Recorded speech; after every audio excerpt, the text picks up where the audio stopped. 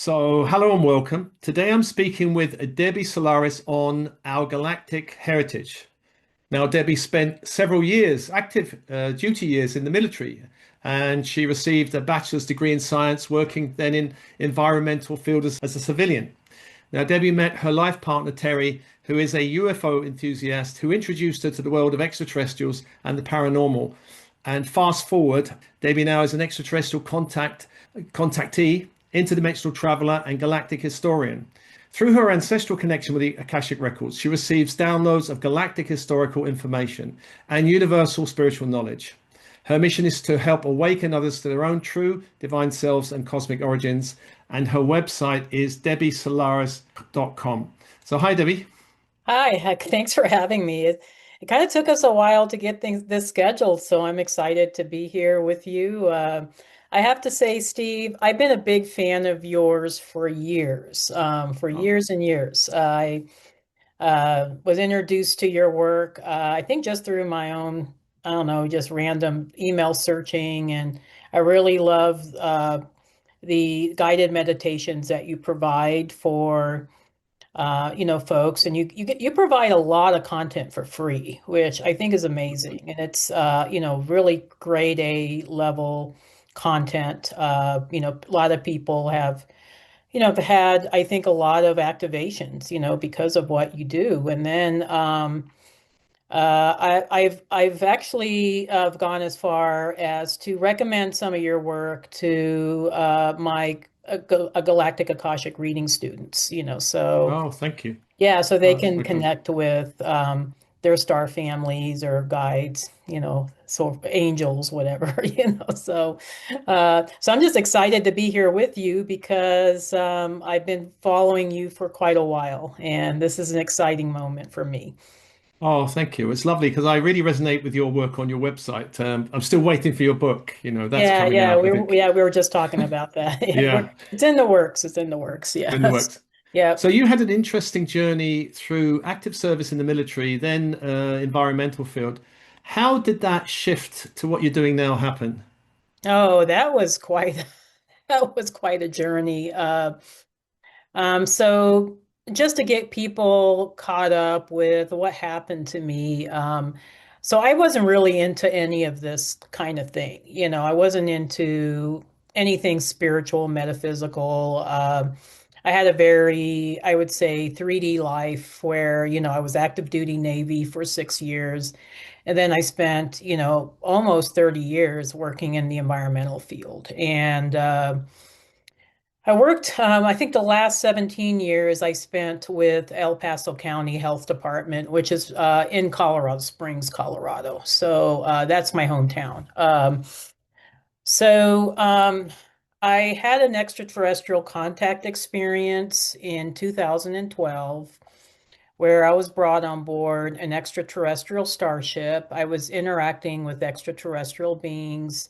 This is my first time ever having this kind of experience ever. I basically went from being totally asleep to becoming like a totally awakened person the very next day.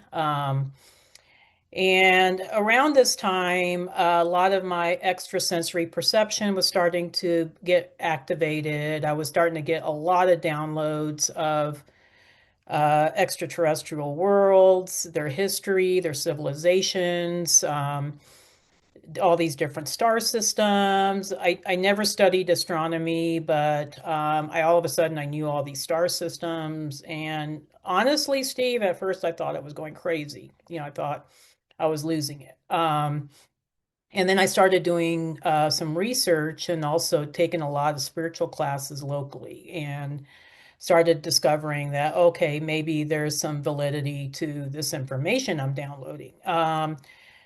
As far as transitioning out of my 3D work, that was quite a journey. That took several years, so for a while I was doing Akashic readings at night. So I got into doing Akashic readings because I was good at it, I was downloading all this information anyway, so might as well do it. And at first it was supposed to be like a little hobby, like let's make a little extra cash because I didn't get paid much as a public servant. But So I was making a little extra money, but it just kind of got bigger than what it was. So I started doing readings for a lot of folks locally in Colorado, including a lot of Gaia TV employees. And that's how I got known with Gaia TV. I've done so many readings for their employees that, they told me, well, we have to get you on a show, so. Yeah, I seen you. uh, I think I saw an episode where you've been interviewed by the guy with the moustache. I forget his name. Yeah, yeah, it's George Norrie. Yeah, I Ah, think he's retiring or has retired. But yeah, Beyond Belief was the first show they had me on, and I've been on Gaia, I think about 14 times since then. But it helps them local in Colorado too. But because Gaia is based out of Boulder. But I would say the transition was difficult. It was I was working as an Akashic reader at night, but then I was doing my day job during the day for 40 hours a week. And I honestly got to the point where my health really deteriorated because I was working nonstop. And I felt like I was living two different lives. Like I was a starseed, being my starseed freaky self, off duty, and then I had to play this, Earth avatar role where I just had this responsible job and, trying to work with the public, and it was difficult. So in 2019, I finally made the decision that I was going to retire early from my day job, and I did retire with full retirement benefits. And that was quite the journey to getting to that right. point. But um, so I basically took my Akashic earnings. So I was saving up my Akashic money to buy my freedom from my job. So yeah, so I Excellent. purchased time. Yeah. So then that was in 2019, and 2020 was when I had my first show with Gaia TV. And that's when everything just kind of blew up, Oh, at that now you're point. famous. I don't know about famous, but I guess maybe I'm Starseed famous. Let's put it that Yeah, way. you're Yeah. Starseed famous. Yeah, there Now, you go. now I was looking at your website. And can I begin with the origins of this galaxy? Because it's really Oh, interesting. You oh mentioned yeah. that the Milky Way was birthed from the Andromeda galaxy many millions of years ago. So for Hmm. this reason, you call Andromeda the mother galaxy. Can you say That's something about correct. that? It's really interesting, that piece of information. Yeah, yeah, no, I'm glad you brought that up because I think that's a part of the story that a lot of people look at Lyra, and they think, oh, everything started in Lyra, but Lyra is like a lot of star system is just one blip in this long history of how we got here. Um, but yeah, I when I was working with the Akashic records, I started noticing that there was this connection between the Milky Way and the Andromeda galaxy. And so I kept exploring that, and then I got the understanding that the connection was Antares, which Antares is one of the two major stargates in our galaxy, which Antares is close to galactic center, as you know, because galactic center is between Scorpio and Sagittarius, and Antares is the major star in the Scorpio constellation. And what I discovered is that was a portal, and it was a portal that was connecting the Andromeda galaxy with the Milky Way. And so I was thinking, why are these two galaxies connected? Let me explore this. So as I did more of my own, I guess, exploration in the Akashic records, I saw the Milky Way actually separating out of the Andromeda galaxy. So the Andromeda galaxy basically birthed the Milky Way. And then I was wondering, why did that happen?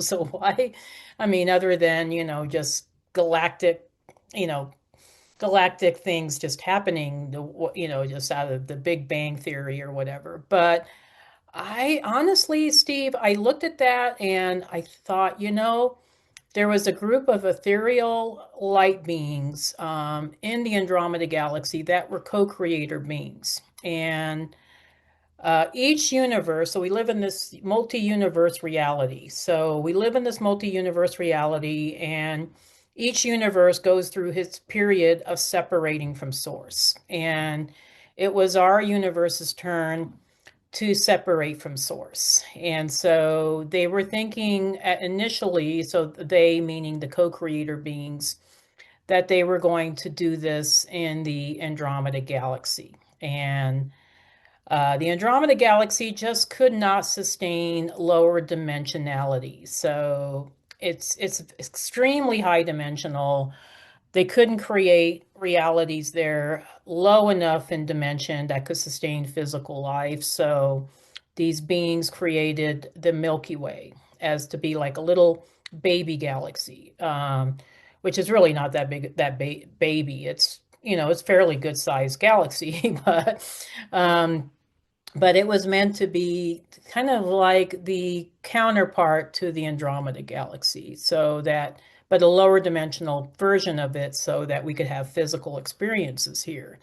And so a lot of these Andromeda galaxy beings came through the Antares Stargate to the Milky Way to start this experience, this experiment of separating from source. And this is where Galactic Center comes in, because Galactic Center was created to be kind of like headquarters, like galactic headquarters. So it's pretty much where galactic, high dimensional galactic ethereal councils would meet in this space. And for those people that are into astronomy or astrology, Galactic Center is said to be exactly at 28 degrees Sagittarius, so almost the end of Sagittarius. But then there was a star system close to there called Altair. Altair, a lot of people don't know about Altair, but it plays a big part in our galactic history because it's the seat of where these galactic councils meet. And you have to keep in mind, these are all simulated realities. So these are not physical realities. It's more like higher dimensional realities. So maybe very similar to our concept of heaven, like, so we all have this, picture of what heaven might be like. That's what Altair is like. But it's where these ethereal light beings meet and decide how things are going to play out within this experience or this experiment that we're doing, separating from source and, you know, uh, ex delving into the physical realm. And so Altair is actually located in the Aquila constellation, which Aquila is the eagle constellation, which is actually part of the summer triangle. So in the summertime here in the northern hemisphere, they have this triangle called the summer triangle, which consists of Altair, Vega in Lyra, and Deneb in Cygnus. Now, each of these constellations actually have played a part in the beginning of our descent into physicality. Most specifically, Vega. Okay, so Vega is part of the Lyra constellation. Vega and Lyra are considered to be the home of human consciousness. So it's where humanoid beings were first developed. And I can get into Yeah, can I ask you hours and about hours their of, connection? Because Lyra pops up in lots of discussions, doesn't it? And also yeah, it Vega to some does. extent. Yeah. What's the connection between what we'll get into our early Earth history? Does Yeah. Lyra have a direct connection or is it indirect? I would say both. I would say it was direct initially, and then it became more and more indirect. So what I mean by that is initially they were Lyran beings that visited Earth, specifically the Vegans from the Vega system were visiting Earth quite a bit. So a lot of the Vedic texts were talking about these blue beings that were coming out of these massive vimanas that were visiting, I would say West Asia, way back in ancient times. Those were actually Vega beings. And then there was Lyrans that were visiting the Earth that a lot of people thought were gods because they had advanced technology and they were tall. They were tall, very tall compared to Earth humans, at least. And so people would attribute godlike qualities to these beings, but they were actually extraterrestrials that were sharing their technology and knowledge with Earth humans. The way the Lyrans have an indirect connection is through our genetics. So, uh, so basically, Earth humans is a composite of many different DNA from many different star systems. Lyran genetics being probably the primary one, in addition to Sirius and Pleiades. I would say those are the three most common genetics that we all carry here on planet Earth.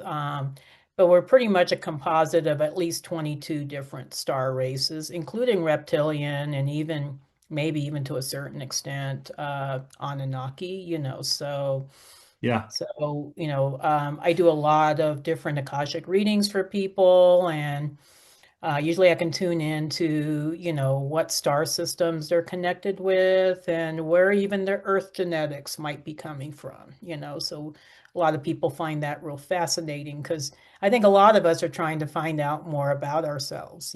So Oh, for sure. Well, yeah. let me ask you, we've mentioned that Lyran, Sirius and Pleiades also comes up a lot, Hmm. around our Earth history. Can you say Yeah. something about their connection to Earth, each one of their Oh, connection to Earth? absolutely. Yeah. So millions of years ago, maybe even before the time of the dinosaurs, or maybe even or around even before there was a Lemuria and Atlantis civilizations on Earth, extraterrestrials were visiting Earth. They were curious about it because it was one of those unique little planets that it was really ideal for sustaining, physical DNA, so they had an interest in planet Earth. And so there was and among these beings, I would say the Syrians were the first probably to check Earth out because of their proximity to Earth. So Sirius A is only 8.7 light years from Earth, so they were relatively close neighbors. But the Pleiadians were also interested in Earth, and they were coming from a lot farther away. So they were 500 light years away. So their ships might have been a little faster. I don't know, but both of these groups were, they had their own interests, and I think the Pleiadians in particular saw Earth as an opportunity to create a living library of different DNA from different systems. And I didn't come up with that terminology. Barbara Marciniak did, which I think it was a perfect description, what Earth was to these extraterrestrial beings. And the Syrians were masters of physical healing, and they were masters at physicality. So they knew how to manipulate Earth genetics. And they inserted a lot of their own genetics into the indigenous Earth humans. So you have to understand that there was great leaps in evolution between Neanderthal man and then Cro-Magnon man, and then there was another great leap from Cro-Magnon to uh, Homo Homo sapiens. Now we're at Homo sapiens. I do think the next leap is going to be Homo illuminatus. So that's what I call it anyway. But that's what we're moving towards when we go into the fifth dimension. We're not going to be Homo sapiens anymore. We're going to be Yeah. a higher version of that. But they had a big part. So the Syrians and the Pleiadians also were founders of some of the big Earth civilizations, such as Atlantis. A lot of people feel a connection to Atlantis. Lemuria. Actually, Lemuria was probably more Andromedans and Arcturians, so I think they were the founders of that civilization. But and then there was Egypt, so Egypt, there was a big influence of Egypt from Sirius and Orion. So So a lot of these star people, and at least initially in the beginning of our Earth's history, had more of a direct influence on planet Earth, because they wanted to see how things would work out when you combine all these different genetics and different templates and ideas and star codes, so forth and so on. Yeah. So I want to ask you two things. Well, the first thing is about interference on the Earth with, we say, Dark, uh, dark entities, dark beings. darker ones. Yeah, the Yeah, reptilians being, probably yeah, the prime. yeah. And but then I want to move on because I don't want to leave our listeners on that note. But then I want to move on about what is happening now in this ascension process. So, the interference of the dark races, and then but let's lift it to a higher note. Yeah, no, I appreciate that. You always want to leave people with hope, right? So especially right before the holidays, because yeah. Um, so getting back to the darker influences. So there's always been this conflict between light and dark, as you know, throughout millennia, starting with the Lyran Wars, at least in our galaxy. So that Lyran Wars was devastating. They say 50 million Lyrans lost their lives during that period, and entire worlds were annihilated. So this created this exodus from Lyra into creating colonies and civilizations in other star systems.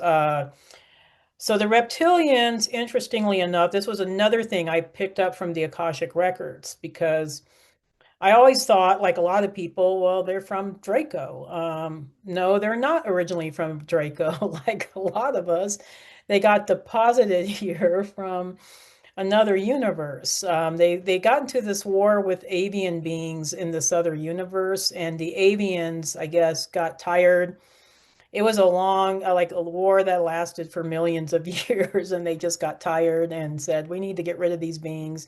And so they used their advanced technology to oust them into our universe. So they got deposited in Draco. And they weren't really happy in Draco because the planets were barren and lacking a lot of resources. And then they were angry anyway, so they wanted to conquer as many different civilizations as possible. So after the annihilation of Lyra, a lot of the Draconians beings ended up conquering some of the systems in Orion. And so then that started the Orion Wars, because there was beings also living in the belt stars of Orion that didn't want to be conquered. Okay, they wanted to keep their self sovereignty, and they ended up, I would say, partnering with the Galactic Federation of Light in order to assist them in keeping their sovereignty and working towards the unification of Orion. Now, after Orion was unified, so this happened, some of these beings did not want to stay in Orion. They didn't want to become part of the unification process. So they looked for new worlds to conquer, and then they were looking at Mars and Maldek in our solar system. So those look like pretty decent planets. And Maldek ended up getting destroyed. So you had a lot of bad factions that were hanging out in Maldek, constant wars there. They ended up having this great civil war, and they blew the planet up. So now what's left of Maldek is the asteroid belt between Mars and Jupiter. So then these beings had to go somewhere else to conquer, and Earth was looking pretty darn good. So they started infiltrating the Atlantean governments, trying to influence.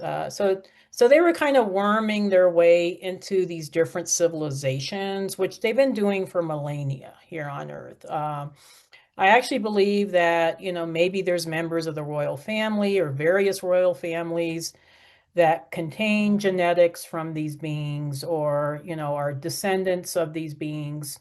These are the dark factions that are currently, quote unquote, have a control on planet Earth. I think their control is not quite as there as much as it used to be, because a lot of people are awakening right now. But But they still have control over, I would say, 90% of the money on the planet and also a lot of the systems, you know. So what they would desire to have is have just a set, maybe 500 million humans left on Earth to be their slaves, you know, and you know they would like that, you know. I mean, they've tried with COVID, you know, they tried to wipe out humans throughout history through wars and you know, outbreaks, you know, of disease, things like that. But they haven't always been successful because they've underestimated the human ability to